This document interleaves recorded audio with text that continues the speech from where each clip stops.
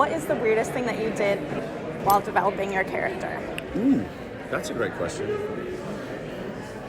Having people fiddle with your ears all the time, like it's hard to imagine, and like sticking wet glue in your, it gets annoying and it burns and it's uncomfortable, and then weirdly it does augment sound. It's like this new silicone funnel they put on your head, but once you kind of get used to it, it's inevitable that you feel like an elf, and that's surreal. It's like wearing a mask on the side of your head, and you feel this kind of elevated sense of everything going on around you, and that was really weird, but a lot of fun in the end.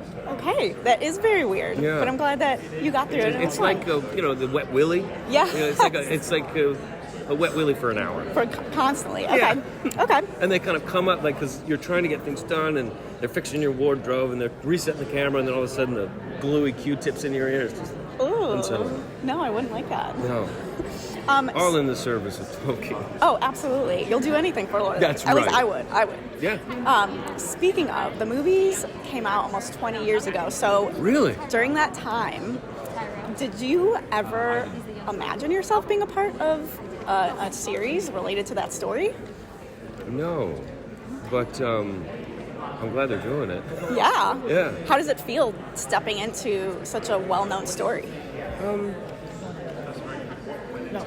To me, it doesn't feel well known. I don't think as many people have read the Silmarillion.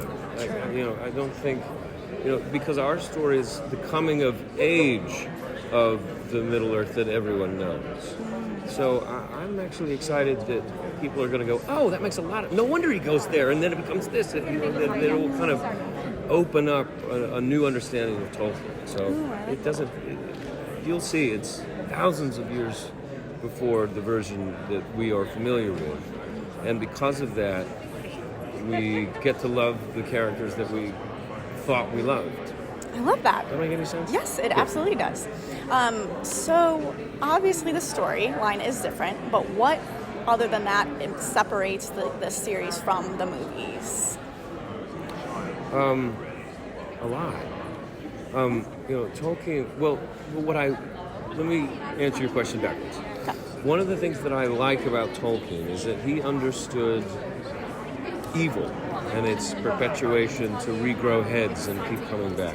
And that is something that carries through all the ages and all of his writing. But what's interesting for us is, for example, our show starts in a time of peace. When all these places that we Khazad Dûm is in its heyday, that people it'll illuminate something. Like I said in my earlier question, they can coexist because Tolkien's work is dense enough. But because it's dense enough, you can be immersed in each world fully. And because it's a television show, each episode is its own film. There's never a point where, and I'm off in Farfoot land.